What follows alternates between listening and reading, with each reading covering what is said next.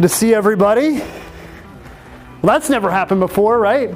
It's exciting because a lot of times you hear about all these different things, and we show pictures and stuff, but it was so nice of them to agree to come up here and speak. We didn't tell them what to say. We said, you got to share the bad, you got to share the good as well. We didn't slip them $20 and say, hey, don't tell them about the foundation issue on that house. Because the fact is, it's not always going to go well. But the coolest thing about their story is that 1 year ago today is when they first sat down and did a 15-minute needs analysis with Derek. They'd never bought a house, ever. They came to a build workshop, the February build workshop of last year. And they said, I want to do a couple houses this year, at least 2. So they did 2, did exactly what they said, and they either closed or they're closing on their third house now. The next one they're doing right now is in Northside, which there's a lot going on down there in Northside right now. So, I can't say enough good things about those guys. So I hope you got a lot out of that. We'll be doing a lot more of that, bringing customers up here to share some stuff. If you want to learn more about scoping things out, we'll be talking a lot about that over the workshops this year. We really try to pound into everybody's head, scoping the job out from start to finish. And there's a lot of different project management. There's all kinds of like real flow and all these like things. Just go on Facebook and you'll find all kinds of stuff. But some actual stuff that actually works is earned value management is an established project management strategy and tool. I don't know if there's like software for it, but earned value management of all the different project management styles and strategies, earned value really lends itself nicely to real estate because it really focuses on dividing everything up into individual scopes. So each scope, which you would consider that a trade, each scope has its own budget, its own timeline, its own metrics and own resources. So you're measuring all your scopes to see how they're doing, and it rolls up into the total project. So this is well worth the read. It's super easy to read. You can get on Amazon or just Google Earned Value Project Management, and there's all kinds of free stuff online. So I just want to point that out. All right, so main topic tonight is 8 stages of the rehab. This is so important for you guys to learn. I guess I should introduce myself. If you don't know who I am, my name is Gary Bailey. I started Build in 2008 because I had a hard time finding houses. And we realized that's a huge challenge for real estate investors. And then after a while, we realized, hey, you know what? Some people are doing great, and some people are doing not so great. We should talk to these people that are doing great and find out what they're doing, and then teach these people over here what's working. So we started doing these workshops every month. We've done now, I think 70 or 80 workshops. We've had over 1,000 people, a couple thousand people actually come to our workshops. And it's a great way to learn about what's working, what's not working. We don't sell anything except the houses. I'm not pitching you on anything to join. I don't have a DVD series. You'll never see me on a late night infomercial. Because I believe that this business is not that complicated. And if you can make it sound really complicated, then you can charge a lot of money for it. Believe in common sense and sharing other people's success with with everybody else so that they can learn it as well. So what I'm going to talk to you about tonight is it's like the core of what we teach. And so if you come and you work with us, we'll help you through the rehab, through the entire thing, short of swinging a hammer. We'll help you scope the job out. We'll help you get through the whole project. And this is the framework that we use. This isn't something that we downloaded off of an ebook online. This is something that we've developed over the years that works really, really well. So this is a scalable and repeatable strategy for rehabbing investment properties. So let's get started here. There's a couple concepts I want to introduce. So why do we divide the job up into stages? Because how do you eat an elephant? One bite at a time. One bite at a time, right? That's how you eat an elephant. So we divide the job up into small, manageable scopes and stages and phases so that you understand exactly where you are. It allows you to do a couple different things. It allows you to understand the project has defined milestones and deadlines. So they're like gates. So you would say, okay, well, I'm only going to go this far, and then we're going to make sure everything is done before we go on to the next section. So we're not going to get ahead of ourselves. So dividing your rehab into phases allows you to do two different things. So you can take what you're going to learn here today and you can scale up. You can use this for any size of a project. So you can use it over and over and over again. Now you're going to refine it along the way. So if you want to do one house, if you want to do our exponential rehabbing plan where you can take $10,000 and turn it into $300,000 in 5 years, you got to have a process to do that. It's going to allow you to duplicate that, and it's going to allow you to scale up to take on larger projects. Because where's the money made in rehabs? Is it in the lipstick paint and carpet deals, or is it in the bigger rehabs? The larger ones, right? It's risk reward, right? The bigger risk, the bigger the reward. The investors that are taking home the $50,000 or $100,000 paychecks net profit on their projects are the ones that are taking on the bigger jobs. Now, if you're new, I definitely don't recommend that, because a lot of times your first project should be easy enough, and I still can't believe they bought that first house that they did. Anyway, that's fine. But your first project should be manageable enough so that you can learn exactly how you're going to work. Remember last month we talked a lot about momentum. Well, those guys demonstrated that they have momentum. They went, they did one project. As soon as that house was done, it was on the market, they went out and they bought another one. Then they started on that one. They weren't doing multiple rehabs at the same time, but they did have multiple houses. So there's a lot of people that have been to our workshops in the last year that haven't bought a single house, have not gotten into the game yet. And it's exciting to see that those guys are now on their third house. So they're scaling up. All right, the other benefits of phasing your rehab include staying in the right order. You guys understand critical path? Here's an example of critical path. If you're going to put all new drywall up in the kitchen, don't hang the cabinets up before you do that. Right? So it allows you to stay in the right order. Because what people want to do is they want to come in and say, well, what do I want to rehab today? Well, I want to rehab what sounds like the most fun. The cabinets came, they're here. I wonder what they look like. Let's open them up. Well, let's just hang one, guys. So choosing what to do next by what sounds fun. And when you're managing your contractors, which is a whole nother workshop, look, they're not at home at night with like their slide rule out, like, all right, how can I manage this rehab and get this thing done and take my... No, they're at home drinking a beer, watching the game. They're not thinking about your rehab. You have to have the whole thing laid out for them. Do you have any contractors call us? Like, Gary, these guys want me to do this job. Yeah, I've only done like kitchen remodels and he wants me to do this whole house. I don't even know what to charge. I don't know how long it's going to take. They don't know. So you have to give them this plan. This is the plan. So phases. Dividing the job into phases.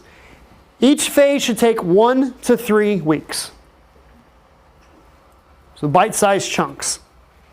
You can manage almost anything for 1 to 3 weeks at a time, right?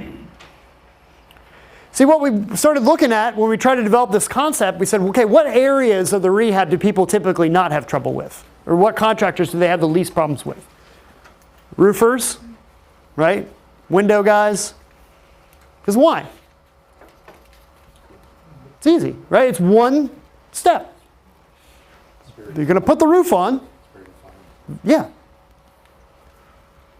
It's done, right? Put the roof on, the roof is done. Takes about a week. So we started looking at this, we're like, well, if we just divide the job up into like 1 and 2 week chunks and chop those up into phases, well, then you can manage that. And it allows you to say, okay, this is my stopping point. I'm not going to go any further. So you know the budget through that whole thing. You know the schedule. So that's the advantage that it gives you. For some of you, you're thinking, well, yeah, this is common sense. Some of you are thinking, oh my gosh. See, this is common. This isn't complicated, guys. This is common sense. So each phase has a number of stages. There's 8 total stages, hence the title of the workshop. So here are the 8 stages. We'll go into each one of them in detail. The first one's the planning stage. That's the one that everybody skips. But what did they tell you up here tonight? That's the most important part. You need to have an idea of what needs to be going on within a week or so of that project. You can always plan out about 2 weeks out. So we've got a spreadsheet that you'll be able to download on our website after the workshop is over that has a phased rehab schedule that you can use. It's not super fancy, it's in Excel, but it works. And it will give you a good starting point so that you can lay out the job every single week by phases, by stages, and you know about how much the labor is going to cost you, how much your materials are going to cost you, so that you can stay on track.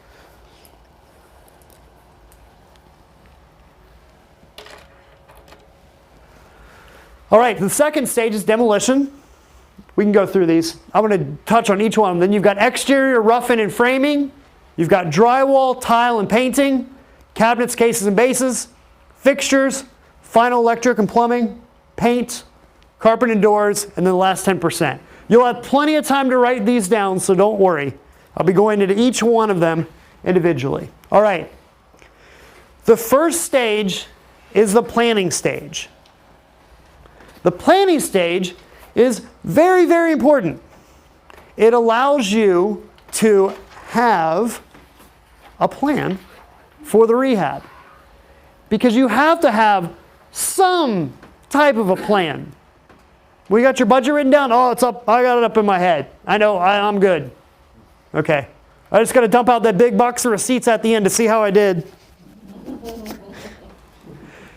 On average, if you just let the rehab just kind of go on its own, you're going to go over $10,000. That's it. You're going to go over $10,000 at least. Because $500 here, $1,000 there, $750 here, $10,000 is what you're going to go over. Guys, we sold over 600 houses. We have the data. We've seen it. We've talked to the people. I've had many beers over at Mio's with people who went $10,000 over in their rehab. Because what you need to have is a plan, because it allows you to have this. If you have a model and you want to take some like creative liberties, you at least have your model to kind of hold you where you need to be. So you got your plan. You might deviate a little bit, but you got it. But if you have no plan at all, then this is what it looks like. You're all over the place. Even if it's just halfway written down somewhere, it's better than nothing at all. Now, if you want to go to the route that the investors who are really doing it go, is that they go in and they scope out the entire job. We'll do a whole breakdown. We'll do a whole workshop just on that. We'll go over budgeting. We'll go over how to scope out the whole job. You basically go room by room and you write down every single thing that needs to be done. It takes a long time. But if you do it, your rehab won't take twice as long. And you won't go over $10,000. So if taking one day to do that is worth $10,000 to you, you should do it. If it's not, then you can pay me $5,000 and I'll come do it for you. So guys, you have to learn from experience. If you can't learn from experience, if not from experience, then from those with experience. That's what we want to do. We want to help you out. If you're new at this, we want to help you do this. Because if you make money, when you make money, you'll come back and you'll buy your next house from us. See how that works? We're kind of all in this together. All right, so what do you do in the planning stage? We've talked a lot about scoping it out, but you need to establish a budget. This is what your budget looks like. So your budget has all these different items. You can write them down if you want to. I don't know if you have time, but these are the budget items that we put out on every single house that we sell. So if you're getting our email updates or you register on the website, you look at any of our packets, this is the budget that we use. Is it the right way? It's a way. If you're doing nothing at all, then it's better than your way. There's no right or wrong way to do the budget. It's just a budget. It's not good, it's not bad. It's cold outside. That's not good or bad. It's just cold outside, right? This is the budget. Whatever you decide how you want to divide your budget up, that's fine. This is how we do it. So we have 12 different categories. That's the first thing you want to do is establish your budget. The second thing you want to do is you want to start lining up your contractor bids. So remember, You want to, remember that, doing things in the right order? You want to have your budget first, and then you want to get your bids. Rocket science? I remember the first time, my first rehab I ever did, I bought it for $7,000. A lot of you know the story. It was awful. It was the hardest 6 months of my life rehabbing this house by myself. And I got a bid from a hardwood refinishing company out, this is in Wilmington. I didn't know anything. I didn't know how much it cost to have hardwood refinished. It could have been, I had no idea. And it was one room, okay? And it was a small house, so it was probably like a 12 by 12 room, that's it. And I got 2 bids. One of them was $4,000.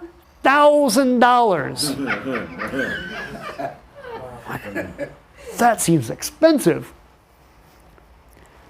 Then I got another bid. Like, it was one room. Another bid, he came in a little bit less though, $2,200. And I almost took it. Because I'm like, I guess that's how much it costs. Just to refinish. So if I had a budget and if I knew exactly what I was doing, if I bought that first house by myself, like I didn't know anything. I didn't hire him. Because I discovered something called Pergo that I can put down myself. So, line up your contractor bids. Make sure you have your budget first so that you know how much you want to spend on each thing. Then you source your materials and your selections. You want to have the whole thing selected out already from the beginning. You just want to know, okay, these are the type of finishes I want to have. Just go to Home Depot. You can put together lists. You can do all kinds of stuff. Just get a basic idea of what this stuff's going to cost. So then finally, you want to establish a timeline for your completion. So these are the 4 things that you need to do during the planning stage. Let me review them again.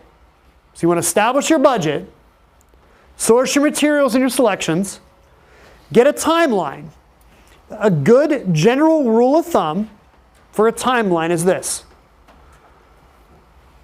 The investors that are really moving things along, they get about $10,000 worth of work done a week. You're not there. 5,000 would be great.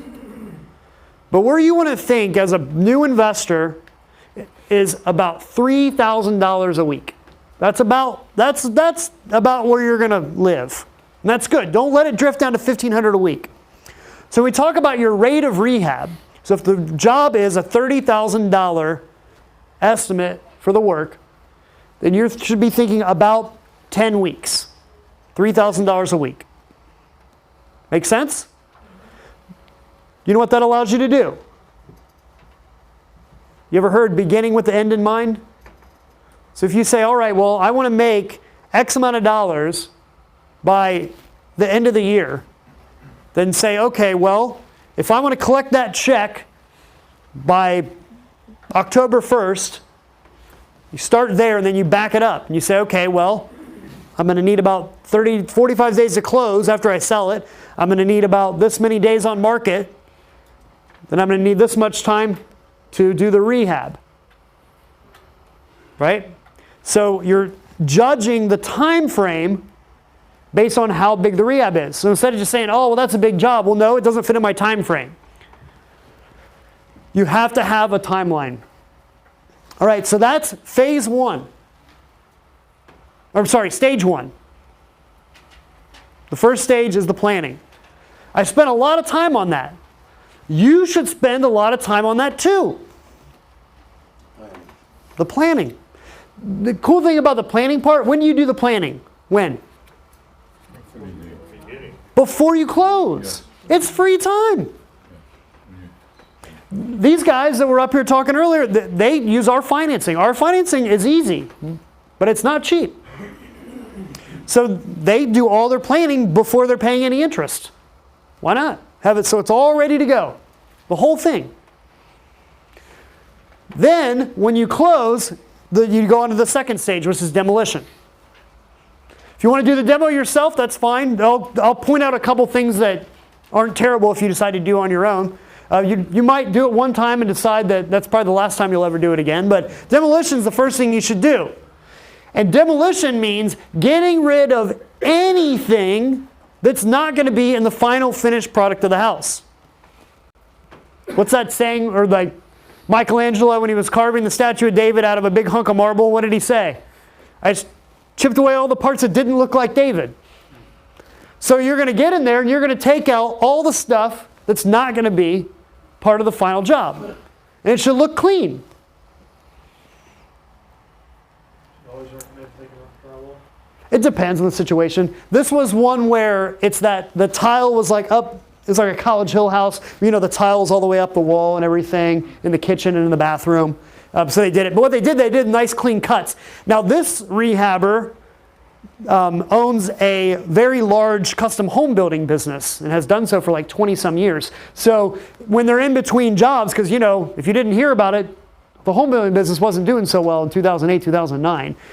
So they started doing some more rehabs to keep their crews busy. So what you're seeing here is, this is the same crew that does labor for these custom home builders. They're selling $400,000 and $500,000 and $600,000 homes. So they expect the same level of work in these rehabs as they do their custom homes. So it looks good, right? It's clean. The drywall's cut. What does this allow you to do? Guys, this is the meat of it. If you do a good job on the demo,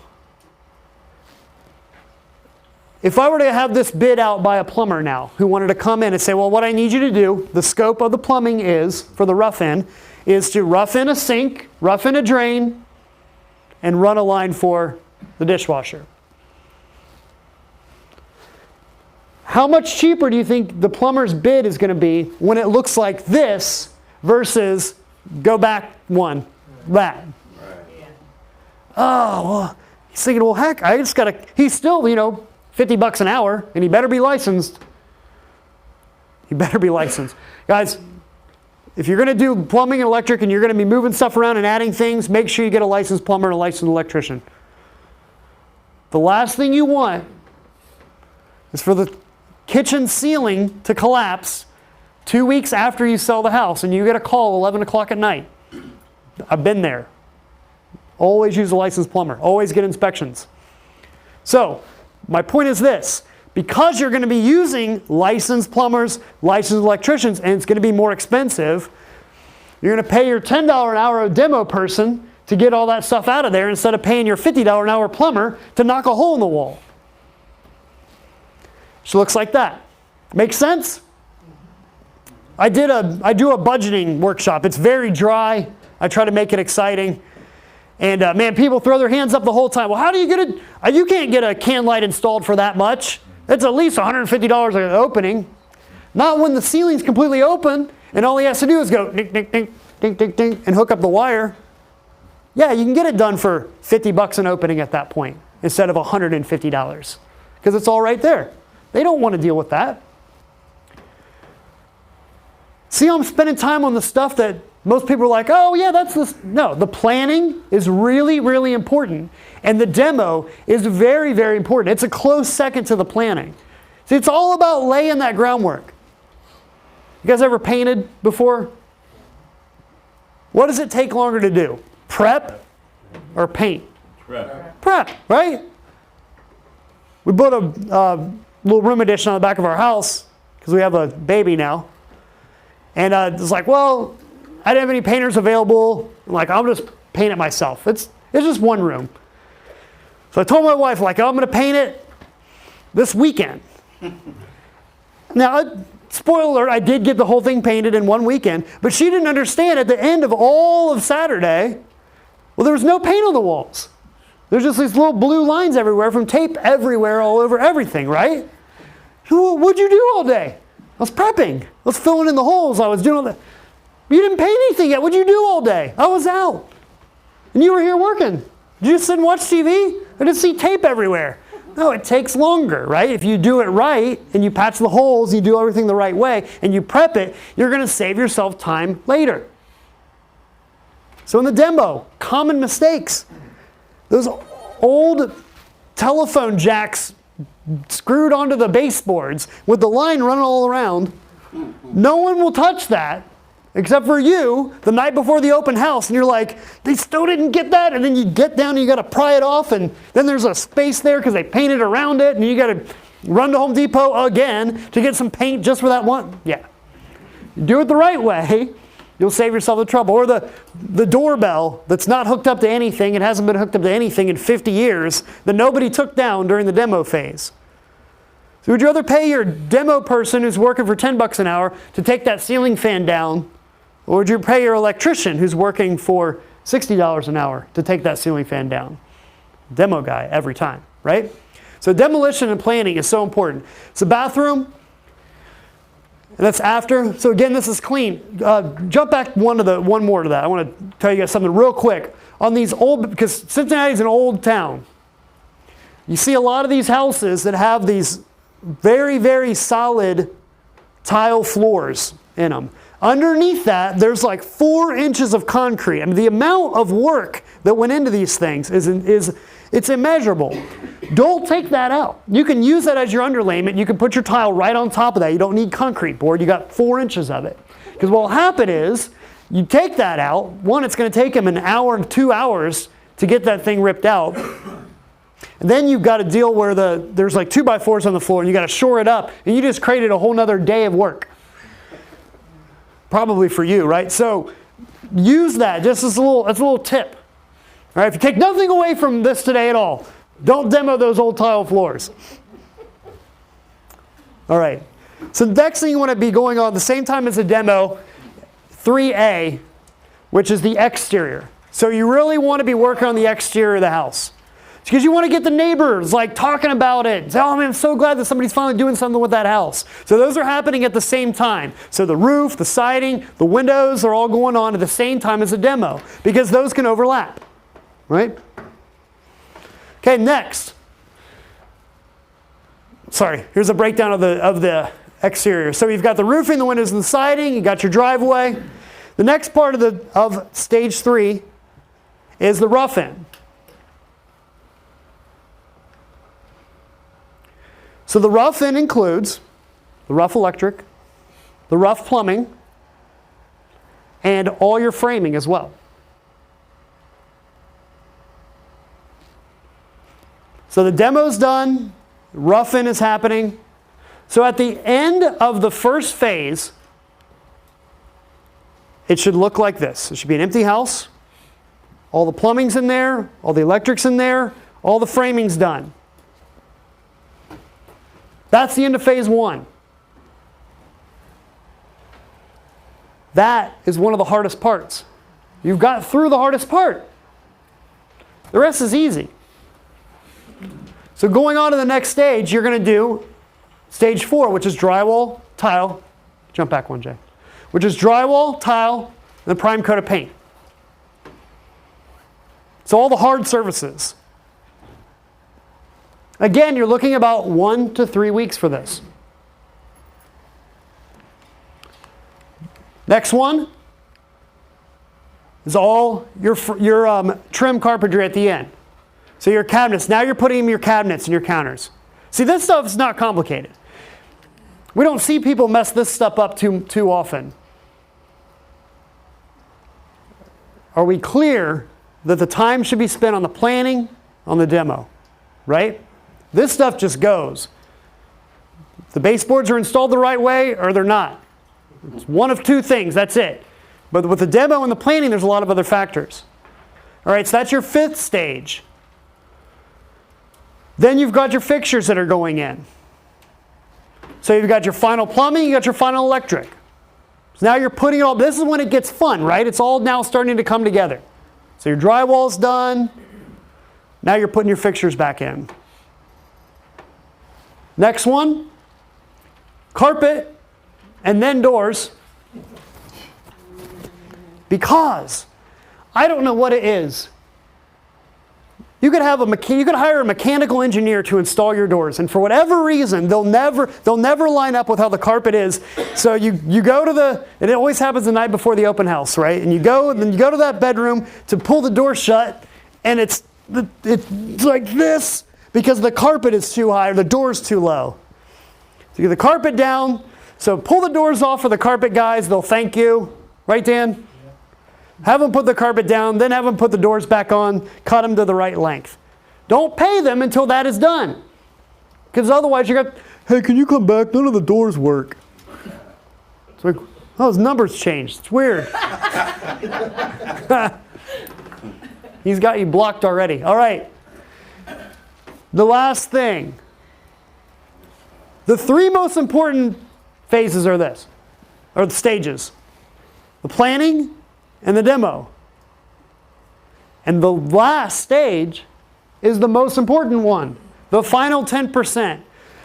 This is the one, and some of you are at this stage right now in your rehab, and you think you're about a week out from being done, and you're wrong. You're going to tell everybody at Mios, oh yeah, I'm about done, it should be done next week.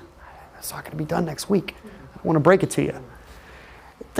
Still takes like 2 weeks to get all that stuff done. And don't think for a second, oh, I'll just go ahead and put it on the market. It's good enough. Good enough doesn't get it. So take the time, make sure everything's done. Go through to the end. If you're working with a general contractor that's doing the whole job, save part of the money back at the end so that the final piece is after the punch-out's done. Have the property cleaned, either do it yourself or hire somebody to do it because there's going to be dust everywhere. And I highly, highly recommend that you have the property staged. There's a lot of good staging companies out there. There's a few that we recommend. If you go to our website and you click on the contractor directory and click on the staging, you'll see the ones that we recommend. But staging is very important. I think that, I don't know, I see sometimes people don't have it staged and it sells right away. I'm like, oh, well, but I'm too scared not to stage a house because it gives the buyer vision, right? So staging is important. All right, those are the stages. So you've got planning, demolition, exterior roughing and framing, drywall, tile, and painting, cabinets, cases, and bases, your fixtures, carpets and doors, and the last 10%. Do you see how this is all common sense? Right? It's not complicated. It rarely is. If you keep everything divided up with different stages and you divide up in the phases, you will be okay. You can scale that out. You'll notice that we've got an awesome new professional videographer back here instead of just me with my camcorder set up in the back. I want to thank Shane for being here from True Artist Studio. If you guys need a good videographer, I cannot recommend them enough. They're an awesome combination of reasonable price and very, very good at their jobs. So I say that because now when I say we'll be posting videos of the workshops on our website, I can tell you the truth and say we are posting videos on the website. So we'll be posting the pieces of last month's workshop on there. We'll be posting this one on there as well. We want you guys to be able to go. My vision for the Build website by the end of this year is that you'll be able to get on there and you can rehab a house from start to finish with everything that you need on there completely for free. All right? That's what I want to help you do. I ask that if when you're looking at a house, you consider buying your next property from us. The other thing I would ask you to do is please join us over at Mio's so we can buy you free drinks so you can come and hang out, meet other people here that have done business with us and other investors who are actively doing this. You'll learn just as much over there as you do up here listening to me. So thanks again, and we will see you here next month. Thanks, guys.